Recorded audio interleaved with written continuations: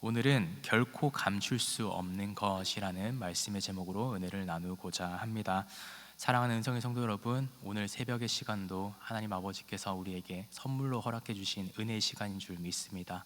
그래서 이 시간 가운데 우리가 붙잡아야 되는 것은 결코 변하지 않는 진리 대신 부활하신 주님의 은혜를 붙잡을 수 있는 저와 여러분 되시기를 주님의 이름으로 축복합니다. 세상을 살아가다 보면요, 삶을 살아가다 보면 우리는 숨기고 싶은 것들이 때로는 종종 생겨납니다. 우리의 연약함을 숨기고 싶어 하고, 우리의 실패를 숨기고 싶어 합니다.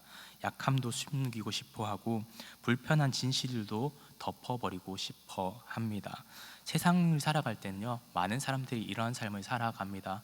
역사적으로도 좋지 않은 것들은 계속해서 숨기고자 하는 것이 세상의 모습입니다. 그리고 이 땅을 살아가면서 자신의 악함은 숨기고 자신의 뭔가 자랑할 것들만 드러내고 싶어 하는 것이 이 땅을 살아가는 사람들의 모습이다라는 것을 우리는 잘 알고 있습니다. 그래서 오늘 본문 가운데서도 그런 모습이 너무나도 잘 드러나 있는 본문의 말씀입니다. 오늘 그 가운데 결코 사람들이 계속해서 감추려고 했지만 감추어지지 않는 한 가지에 대해서 오늘 말씀은 우리에게 교훈해 주고 있습니다. 그래서 변하지 않는 것이 무엇인지, 그리고 감추어지지 않는 것을 통해서 우리는 어떤 삶을 살아가야 되는 것인지 그것을 나눌 수 있는 은혜 시간이 되기를 간절히 소망합니다. 오늘 본문 말씀을 살펴보면 11절 말씀부터 이런 말씀들이 등장합니다. 경비병들이 이제 대제사장을 만나면서 자신들이 경험했던 것을 이야기하기 시작합니다. 어떤 것들을 보았냐 하면 그들은 천사가 내려왔던 모습도 보았고 돌이 굴려진 것도 직접 경험을 하였습니다. 그래서 자신들이 직접 감당할 수 없는, 너무나도 약간 이해되지 않는 어려움들을 경험했었던 이 경비병들은 자신의 두려움을 대제사장들에게 이야기합니다. 근데 그런 소식을 들은 이 대제사장들은 이것에 대해서 어떻게 반응하고 있는가 하면 그것을 숨기려고 하는 모습을 성경 가운데 우리에게 얘기하고 있습니다. 본문 말씀 12절과 13절 말씀에는 이렇게 얘기합니다. 그들이 장로들과 함께 모여 의논하고 군인들에게 돈을 많이 주며 이르되 너희는 말하되 그의 제자들이 밤에 와서 우리가 잘 때에 그 시체를 도둑질하여 갔다 하라 라고 얘기를 하고 있습니다. 우리가 살아가는 삶의 모습과 너무나도 많이 닮아 있죠. 너무나도 기가 막힌 장면입니다. 진실이 드러나 있는데도요, 그 진실을 숨기려고 하는 것입니다. 우리가 신앙생활 하면서 기억해야 되는 것이 한 가지가 있습니다. 우리는 그 진리를 만났을 때, 그 진리가 내가 생각하기에 그것이 어렵고 불편할 때 우리는 그 진리를 외면하고 돌아설 때가 사실 너무나도 많다라고 하는 것입니다. 살아가면서 내가 원하는 진리를 원하고 내가 원하는 복음의 삶을 원합니다. 나는 이 시간에 예배하는 것이 좋고, 나는 이 시간대 찬양하는 것이 좋고, 나는 이 시간대만 신앙생활 하는 것이 좋고, 이 시간에는 세상 가운데 살아가는 것이 좋아 라고 하는 연약한 우리들의 모습처럼, 오늘 그 완악한 마음처럼요, 오늘 본문 가운데 대제사장들은 그런 신앙생활의 모습을 가지고 있었던 것입니다. 자신들이 이해하고 싶지 않았던, 받아들이고 싶지 않았던 그런 신앙의 모습에 대해서는요, 결코 받아들이지 않는다라는 것을 오늘 성경은 우리에게 너무나도 분명히 이야기해 주고 있습니다. 이렇게 돈으로 그 모든 진실을 숨기려고 하고 감추려고 하는 그런 완악한 모습이 오늘 우리 삶 가운데 그런 신앙생활의 모습들이 있진 않은지 우리의 중심을 잘 점검해 보시길 바랍니다. 그래서 이러한 죄인들의 모습 가운데요, 그런 이렇게 완악한 신앙적인 모습들이 성경은 오늘 우리에게 분명히 있다라고 증언하고 있습니다. 그래서 그 진실을 마주했을 때 사실 우리가 가져야 하는 것들은요, 회개의 마음을 가져야 합니다. 잘못된 것에 대해서는요, 하나님 아버지 앞에 그 모든 것들을 맡기고 주님 앞에 고백할 수 있어야 되는데, 우리는 그 믿음의 고백들을 하기가 사실 마음 가운데 어려워서 실천하지 않을 때가 너무나도 많은 것이죠. 그래서 우리가 그 가운데 기억해야 되는 것은 그것이 불편하기 때문에 그것을 외면하는 것이 아니라, 그 불편한 진실을 마주했을 때, 진리를 마주했을 때 그 가운데 우리가 정말 나의 연약함이 있었다면 주님 앞에 나의 연약함을 고백하고 나의 부족함을 고백하고 주님을 붙들 수 있는 저와 여러분이 되기를 주님의 이름으로 축복합니다. 그래서 오늘 우리가 기억해야 되는 것은요, 그럼에도 불구하고 오늘 이 대제사장들은 자신들의 힘과 능력으로 권력으로, 영향력으로 이 부활의 사건을 막으려고 했지만 이 부활은 결코 막을 수 없는 사건이었다라는 것을 오늘 말씀은 우리에게 분명히 선포하고 있습니다. 그래서 그 가운데 이 부활에 대해서 세상은요 계속해서 작게 만들려고 합니다.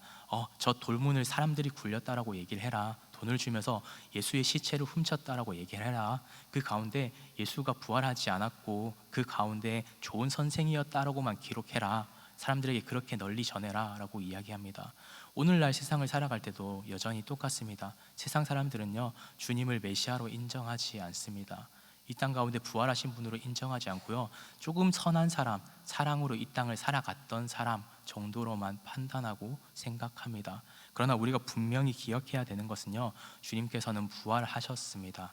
오늘 제자들의 삶의 모습을 통해서도요 그것을 우리에게 보여주고 계셨고, 제자들을 직접 만나시는 모습까지도 오늘 우리에게 분명히 말씀해주고 계십니다. 그래서 그 가운데 우리가 기억해야 되는 또 한 가지 말씀 구절이 있는 것 같습니다. 본문 말씀 16절부터 17절 말씀을 살펴보면요 이런 말씀이 있습니다. 11 제자가 갈릴리에 가서 예수께서 지시한 산에 이르러 예수를 배웠고 경배하였다라고 얘기하고 있습니다. 그러나 그 가운데 우리가 잘 기억해야 되는 것은요 아직도 의심하는 사람들이 있더라라고 말씀하고 있습니다. 한쪽에서는요 부활을 숨기려고 했지만 그 부활이 도저히 숨겨지지 않는 진실이었고 진리였다라는 것을 분명히 이야기하는데, 근데 그 가운데 우리가 기억해야 하는 한 가지는요 이 예수님의 부활을 직접 경험했고 예수님을 직접 만나는 사람들이 그 자리 가운데 있었지만, 누군가는 그것을 보면서 정말 주님께서 부활하셨구나 확신했지만 누군가는 의심하는 사람들도 있었다라고 하는 것이죠. 그 가운데 우리가 잘 기억해야 되는 것은요 믿음의 사람도 연약할 수 있다라고 하는 것입니다. 언제나 믿음 생활하면서 의심이 생겨날 수 있다는 것을 오늘 말씀은 우리에게 분명히 증언해주고 있습니다.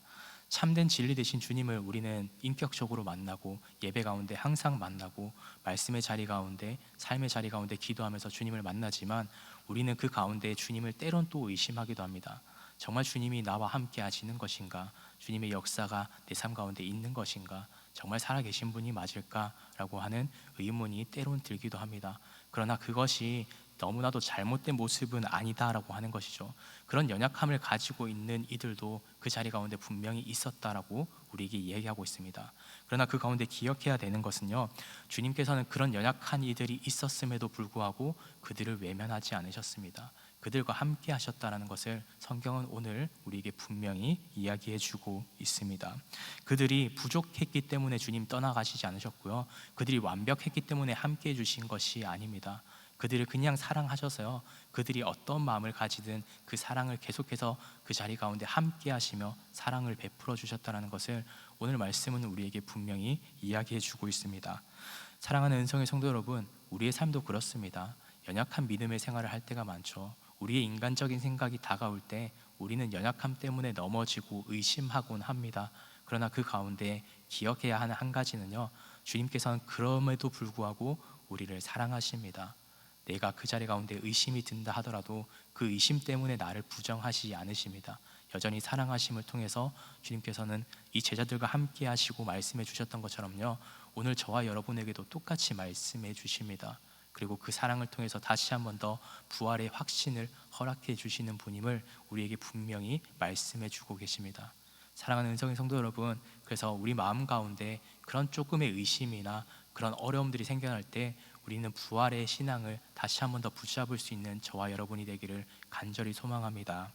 그래서 그 가운데 우리가 다시 한 번 더 붙들어야 하는 것은요 이제 부활의 신앙을 믿음 가운데 경험하게 된 사람들에게 예수님께서는 아주 중요한 한 가지의 미션을 그들에게 선물로 허락하십니다. 18절부터 20절까지의 말씀을 살펴보면요 18절 말씀에 먼저 이렇게 말씀합니다. 하늘과 땅의 모든 권세를 내게 주셨으니 그러므로 너희는 가서 모든 민족을 제자로 삼으라 라고 말씀하고 계십니다. 그래서 예수님께서는 부활의 신앙을 경험한 이들에게 있어서요 이제는 그들에게 엄청난 미션을 선물로 허락하십니다. 그들에게 있어서 부활을 너희가 전해야 된다라고 선포하고 계신 것입니다. 사랑하는 은성의 성도 여러분, 우리는 부활의 신앙을 경험함을 통해서요 그냥 끝나는 신앙이 아닙니다. 부활하셨기 때문에 그냥 우리는 만족하고 이제는 우리가 생명을 얻었구나로 끝나지 않습니다. 이제는 너희가 그런 믿음의 삶을 살아야 한다라고 분명히 예수님께서 말씀하고 계신 것입니다. 이 부활의 진리는 결코 그냥 단순히 부활하셨습니다, 그냥 언어로서 끝나는 것이 아니라, 지식으로 끝나는 것이 아니라, 그 부활의 신앙을 경험한 사람들은요, 주님과의 관계가 다시 한 번 더 이루어진다라는 것을 우리에게 이야기해 주고 있습니다. 주님과의 관계를 통해서요, 우리는 다시 한 번 더 민족을 향해서 나아갈 수 있게 되고, 민족 가운데 그들을 제자로 삼아 복음을 선포하는 삶을 살아가야 한다는 것을 우리에게 분명히 이야기하고 있습니다. 그래서 성경 말씀을 조금 살펴보면요, 제자들이 예수님의 십자가의 지심의 사건 이전에 예수님이 그 가운데 잡혀가시던 그날 밤에는요, 모든 제자들이 예수님을 떠나가고 그 자리 가운데 사람들의 그 폭력이 너무나도 두려워서 그 자리를 벗어나고 도망하고 부정하였지만, 사도행전으로 말씀이 넘어가고 나서요, 그 제자들의 삶의 모습을 돌아보면요, 그들의 삶은 부활을 전하는 믿음의 삶을 살아가게 됩니다. 그것을 실천할 수 있는 방법은 딱 하나였습니다. 부활의 신앙을 직접 경험하는 것. 말로써 그냥 이해로써 적당히 넘어가는 것이 아니라요, 그 부활하신 주님을 경험하고 그분과의 관계가 이루어지기 시작했을 때요, 그들은 더 이상 두려워하지 않습니다. 제자들에게 있어서 상황은 전혀 180도 바뀌지 않았습니다. 여전히 똑같은 문제에 직면하게 되어, 제자들이 예수님께서 포로로 끌려가실 때 목숨의 위협을 받았던 것처럼 예수님의 그 부활하심을 선포하게 됐을 때 그 자리 가운데 자신의 목숨의 위협을 받았지만, 그럼에도 불구하고 바뀌었던 것은 딱 한 가지입니다. 그들의 상황이 바뀌지 않았고 그들의 그 어떤 것도 바뀌지 않았지만, 바뀌었던 단 한 가지, 주님이 부활하심을 확신했던 것, 그것 하나를 통해서 그들의 마음이 바뀌고 그들의 삶의 방향이 바뀌었다는 것을 성경은 오늘 우리에게 증언해 주고 있습니다. 사랑하는 은성의 성도 여러분, 그래서 주님께서 이렇게 말씀하고 계세요. 본문 말씀 마지막 마태복음 제일 마지막 말씀 가운데, 볼지어다 내가 세상 끝날까지 너희와 항상 함께 있으리라 라고 하신 그 선포하신 예수님의 말씀을 제자들은 부활하신 그 주님을 경험함을 통해서 이제는 자신들의 연약함에 의지하기보다 하나님 아버지의 말씀을 순종하고 그 말씀을 붙잡는 믿음의 삶을 살아가게 되었다는 것을 오늘 말씀은 우리에게 분명히 증언하고 있습니다. 그래서 오늘 우리의 삶을 다시 한 번 더 점검해 보셨으면 좋겠습니다. 오늘 우리는 이 부활의 신앙을 마주하면서 부활의 신앙을 어떤 모습으로 대하고 있습니까? 부활을 그냥 단순히 주님께서 부활하셨지로 끝나고 있지는 않습니까? 오늘 그 가운데 여전히 삶 가운데 두려움이 있을 때, 정말 제자들이 예수님의 부활을 경험하기 이전에 도망하였던 것처럼 오늘 저와 여러분이 그런 삶을 살아가고 있지는 않습니까? 부활의 신앙을 믿음으로 경험하였고 말씀을 들음을 통해서 확신하지만 그 믿음의 삶을 살아가지 못하는 그런 연약한 모습들이 있을 수도 있습니다. 하지만 그럼에도 불구하고 주님은 여전히 우리를 사랑하심을 통해서요, 다시 한 번 더 그 부활의 신앙을 경험시켜 주십니다. 그래서 사랑하는 은성의 성도 여러분, 오늘 그 부활의 신앙을 경험함을 통해서 우리의 상황이 바뀌지 않을지언정 정말 그 가운데도 여전히 우리와 함께 하시고 부활하셔서 우리와 함께 하시는 주님의 은혜를 경험함을 통해서요, 우리의 그 마음이 바뀔 수 있는 은혜의 시간이 되기를 간절히 소망합니다. 그런 하루의 삶을 살아갈 때 정말 부활하신 주님을 세상 가운데 이름을 선포하지 않는다 하더라도 삶으로서 주님을 증거하는 정말 그리스도인의 삶을 살아갈 수 있는 저와 여러분이 되시기를 주님의 이름으로 축복합니다. 기도하겠습니다. 사랑과 은혜 주님 감사합니다. 하나님 아버지, 오늘도 부활하신 주님의 모습을 통해서 하나님 아버지 결코 숨길 수 없는 부활의 주님을 오늘 우리에게 보여주심에 감사합니다. 사람들은 늘 진실을 감추려고 하고 거짓을 덮으려고 합니다. 돈으로 막으려고 하고 자신의 영향력으로 그것을 숨기려고 하지만 주님의 부활은 사라지지 않고 감추어지지 않음을 주님 이 시간 다시 한 번 더 경험하게 하심에 감사합니다. 주님, 우리 마음 가운데서도 때로는 부활을 크게 말하면서도 삶으로는 그것을 숨기고 살아가는 연약함의 모습을 주님 앞에 다시 한 번 더 고백합니다.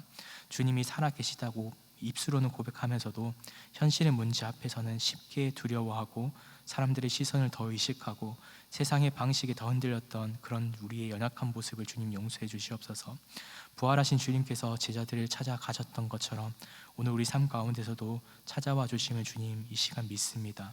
흔들리는 마음 가운데 흔들리는 이 마음을 우리의 힘으로 하나님 아버지 이겨내려고 하는 것이 아니라 주님의 그 약속을 붙들고 하나님 아버지 변하지 않는 사랑으로 여전히 다가와 주시는 주님의 은혜를 붙잡음을 통해서 이제는 부활의 삶을 삶 가운데 드러내는 그런 은성의 모든 성도들 될 수 있도록 주님 축복해 주시옵소서.